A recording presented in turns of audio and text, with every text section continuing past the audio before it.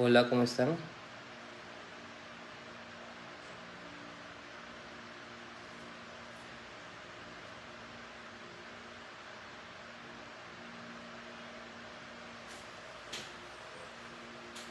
¿Qué tal? Buenas tardes. Les saluda el abogado Elmer Juárez, especialista en Derecho del Trabajo y Derecho Administrativo. Y algunos amigos que se están conectando.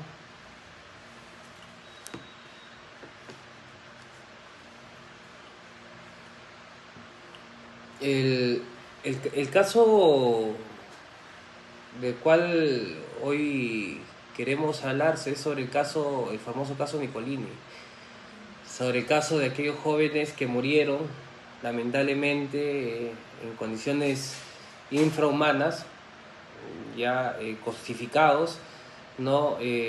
Calcinados, ¿no? Encerrados por sus empleadores, ¿no? Fabricando tubos en aparadores, en este caso contenedores metálicos, y que nunca pudieron salir pese a las insistencias que tuvieron y pese a los enormes esfuerzos que hizo la policía, que hizo los bomberos y ellos mismos por defender y salvar su vida. Es un hecho bastante trágico que ya luego de 8 años ha tenido una sentencia final en los cuales pues se le ha sentenciado a estas personas a una pena privativa de libertad superior a los 30 años, ¿no? En este caso por trabajo forzoso y esclavitud laboral, ¿no? Que es el primer caso de esclavitud laboral, por llamarlo así, de trascendencia histórica en el país. Hay que entender una cosa sobre el derecho del trabajo y sobre la libertad. En primer lugar, lo que dice la norma, lo que dice nuestra doctrina, pues es que somos un país libre, que somos ciudadanos libres y somos seres libres. Y la libertad implica, pues, hacer lo que a uno le corresponde o que quiere hacerlo sin la necesidad, pues, de irrumpir las esferas o los espacios de otra persona, sin la necesidad de, de soslayar los derechos de otra persona. Eso es la libertad, ¿no? O sea, yo puedo hacer lo que yo quiera siempre y cuando no lastime a nadie, en otras palabras. Eso es lo básico, para no llegar a términos tan jurídicos, ¿no? Para hacer temas más sencillos. Y esta libertad implica la posibilidad de hacer lo que yo quiero, la posibilidad es de trabajar en el trabajo que yo quiero, la posibilidad de tener la pareja que yo quiero, la posibilidad de consumir lo que yo quiero, si es que puedo consumirlo, ¿no? Y la posibilidad de estar en el espacio que yo quiero, ¿no? Con los amigos que yo quiero, ¿no? Y en este caso. Pero cuando esta libertad pues se vuelve nula, o cuando este poder de decidir se vuelve nulo, cuando no tenemos las condiciones para nosotros poder decidir. Eso es lo que ha establecido la Corte Suprema, o esto es lo que ha establecido pues la sala que ha sentenciado a estos señores que en este momento, que en su oportunidad pues esclavizaron a estos jóvenes, a estos dos muchachos, y permitieron pues con ello pues su muerte.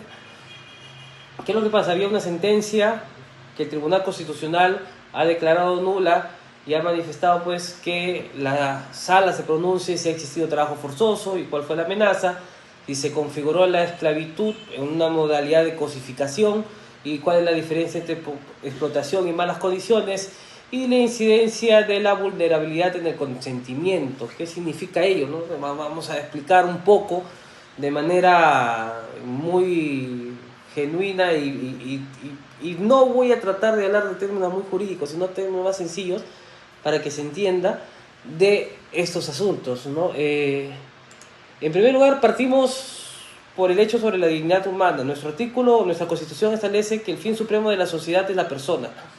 Eso es la premisa básica.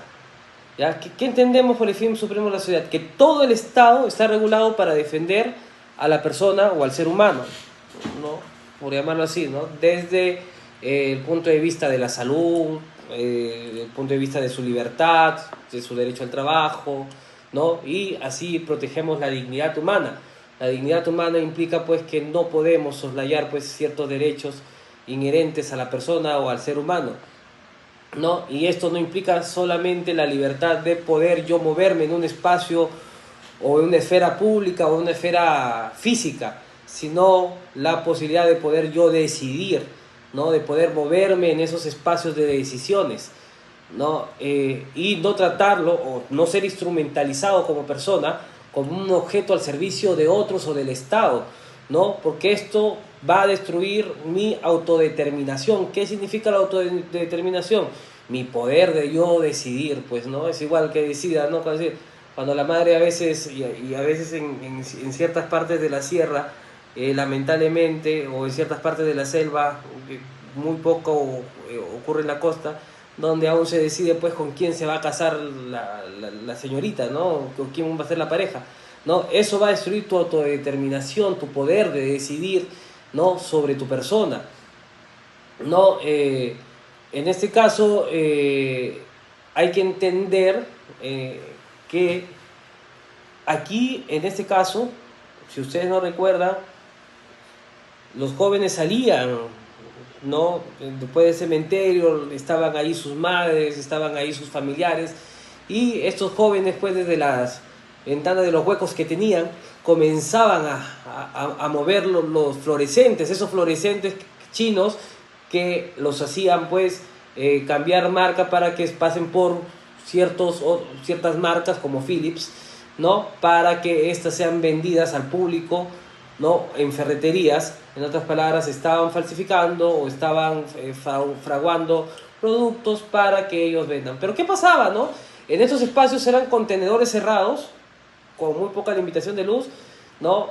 No tenían acceso a agua, no tenían acceso a servicios básicos como, por ejemplo, un baño, ¿no? Tenían que hacer sus necesidades en botellas. Eso es lo que se ha manifestado y lo que se ha recabado de información, o acabo de recabar también información en público, ¿no? Y estas cosas, estos seres humanos ya no eran tratados como seres humanos en sí, sino eran tratados como cosas, ¿no? Que estaban al servicio de su producción, como herramientas, como máquinas, ¿no? Ya se les había desnaturalizado, se les había cosificado, ¿no? ¿Y por qué se les había cosificado? Porque inclusive se les pagaba por debajo del mínimo vital, porque estos jóvenes eran la única posibilidad que tenían para vivir, era ello. No tenían más posibilidades de vivir, ¿no? Ellos ganaban 20 soles, esos 20 soles les servían, y era menos de una remuneración mínima vital, y era propio de su canasta, solamente les servía para comer, ¿no? ¿Y qué hacía el señor? Uno de los dueños entraba, ¿no? Lo cerraba por afuera con candado y se salía. Vino un muchacho, comenzó a fumar, tiró la colilla de cigarrillo dentro de uno de esos ambientes llenos de thinner, porque lógicamente tenían que borrar las marcas chinas para que pongan la marca de Philips y todo lo demás, y esto se comienza a incendiar, y cuando comienza a incendiarse ya no pudieron llegar hasta donde estaban estos almacenes, pues estos almacenes estaban en los aires, y habían comprado, y ahí también hay una irregularidad del municipio que no había regulado pues la modalidad de construcción, porque tenía un área de fiscalización que debía prevenir esas situaciones y no lo hizo, ¿no? La Municipalidad de Lima también tiene, en este caso, tendría alguna responsabilidad civil, por llamarlo así, puesto que no ha cumplido con su deber objetivo, que es el deber de fiscalizar estas acciones. Entonces, no, todo eso ha ido sumando y se ha producido pues un evento catastrófico, pues, ¿no? Toda esta serie de irregularidades, precarización, informalidad, ¿no? Corrupción de funcionarios y todo lo demás, y 2 jóvenes lamentablemente murieron calcinados, ¿no? Asfixiados dentro de contenedores en el incendio de Nicolini. Eso es lo que pasó. ¿Y por qué aprovecharon eso? Aprovecharon porque estos jóvenes no tenían ni siquiera una canasta básica que los sustente, porque ellos podrían de alguna forma irse a otro lado, y eso es lo que había establecido la defensa. No, señor, ellos podrían haber ido a otro lado a trabajar, nosotros no lo hemos obligado, por eso no hay esclavitud, ¿no? Y la esclavitud implica pues vulnerar tu libertad. Entonces ellos han tenido la libertad de irse donde quieran. Mentira. Entonces, ¿qué dice el Tribunal Constitucional, no? O sea, si es que la precarización se ha utilizado como instrumento, la precarización de tus condiciones se ha utilizado como instrumento del acto de esclavitud, por llamarlo así, tu pobreza se ha utilizado para que te mantengan en esta situación, ¿no? Es un tipo de esclavitud moderna. Ya no basta, pues, porque solamente faltaba que le pongan unos arietes dentro de las piernas para que no se muevan, ¿no? Eso podríamos llamarlo, o ellos eso querían suficientemente para que le llamen esclavitud, ¿no? Hecho que lógicamente no pudo haber pasado, pero que en la práctica, pues al encerrarlos, ya era una bomba de tiempo para que estas personas no puedan o fallezcan, ¿no? Entonces, hay que definir si existió un trabajo forzoso, es la pregunta número uno, ¿no? ¿Qué es trabajo forzoso? Es el trabajo exigido bajo amenaza de una pena, ¿no? Ese es el trabajo forzoso, ¿no? O sea, yo te amenazco y te digo, ¿sabes qué? Haz esto, ¿no? O sea, yo, por ejemplo, vamos a poner un ejemplo extremo, ¿no?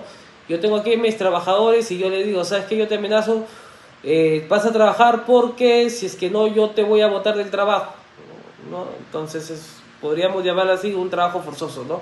O yo tengo cierta información que te puede afectar y por eso yo te hago trabajar acá y te hago trabajar en condiciones que no son las adecuadas, ¿no? Eso podríamos llamar un trabajo forzoso, ¿no? Una amenaza material, ¿no? Una amenaza física, una amenaza de muerte, o podría yo cosificar pues a las personas o a las personas que trabajan conmigo, que en su mayoría son jóvenes mujeres. Trabajamos con otro colega, ¿no? Que son muy profesionales, muy talentosas, pero yo podría amenazarles porque soy corpulentamente superior a ellas, más fuerte, y podría advertirles, ¿sabes qué?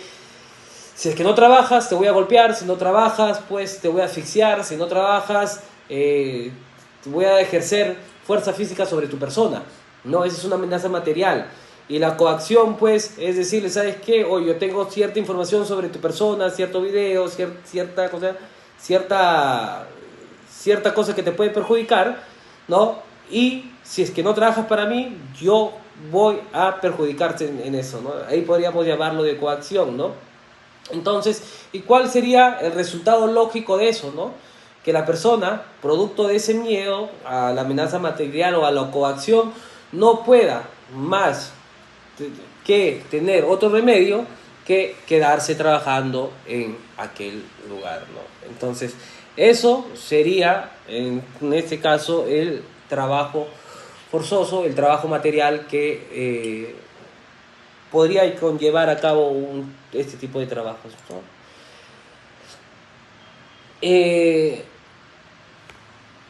Para evidenciar un poco sobre el caso, la defensa que establece, ¿no? La defensa dice, ¿no? Bueno, acá no ha habido esclavitud porque ellos han aceptado trabajar ahí, ¿no? Y si ellos han aceptado por trabajar ahí, no hay un espacio de esclavitud. Ellos libremente han elegido trabajar con nosotros, ¿no? La Corte ha manifestado que el consentimiento, pese a ello, pese que al principio han manifestado y han aceptado trabajar, ya no invalida la retención posterior. Porque yo podría decirle a mis trabajadoras, ¿no? Vengan a trabajar acá y entren a las 8 de la mañana y yo me voy a las 9 y las encierro con llave. Claro, ellos han aceptado venir a trabajar. Ellas han aceptado venir a prestar sus servicios para mi empresa. Pero posteriormente yo las encierro y ese acto ya no está convalidado o no forma parte de consentimiento inicial que ellas han prestado para poder trabajar conmigo, ¿no? Lo que hace inválido este consentimiento, ¿no? El candado. ¿Cómo se ha probado esto? Había un candado fuera del container. O sea, cuando los bomberos han llegado a ese lugar, había un candado que ha estado allí y ha impedido que estas personas salven su vida y salgan fuera del container. Lo que ha producido es una asfixia y posteriormente lo que ha producido es la calcinación, ¿no? Ellos desde sus celulares, y se escucha, y es lamentable escuchar esa situación, pues, ¿no? Cómo se comunican con sus familiares, y sus familiares le piden, ¿no? Que aguanten y que resistan, ¿no? Y ellos han resistido de forma muy valiente y corajuda, ¿no? Todo lo que han podido, pero lamentablemente, pues, el ser humano es frágil, ¿no?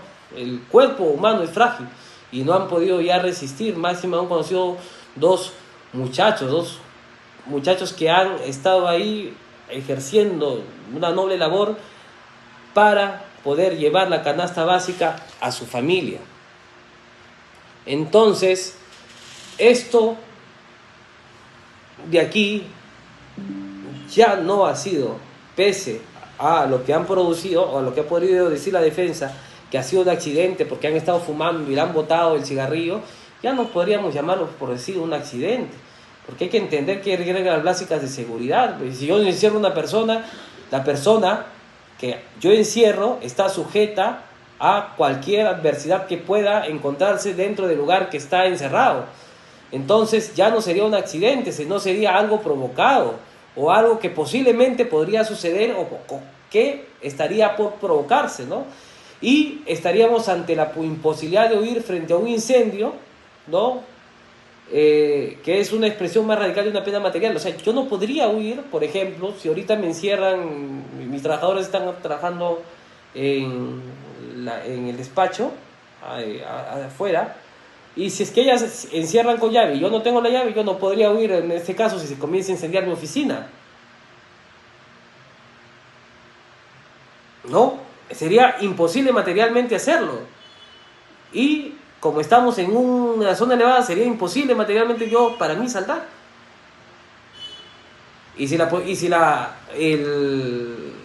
los bomberos no pueden llegar o la policía no puede llegar, sería imposiblemente, yo no podría salvar mi vida, por llamarlo así, ¿no?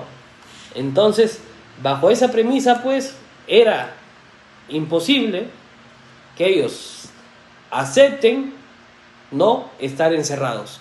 Materialmente, ya la Corte, en este caso con esa sentencia, se ha definido que es imposible brindar o manifestar que yo presto mi consentimiento para estar encerrado, porque puede pasar cualquier cosa, ¿no? Inclusive hasta la propia Ley de Seguridad y Salud del Trabajo no lo permitiría. Y la pregunta aquí clave es: ¿existió esclavitud o no? Porque esa es la pregunta, ¿no? Estamos en el siglo XXI, ¿no? Estamos en el siglo XX, ya no existe esclavitud, no existe informalidad. Entonces, si ya no existe esclavitud, ¿por qué lo vamos a sentenciar por esclavitud, no? Entonces,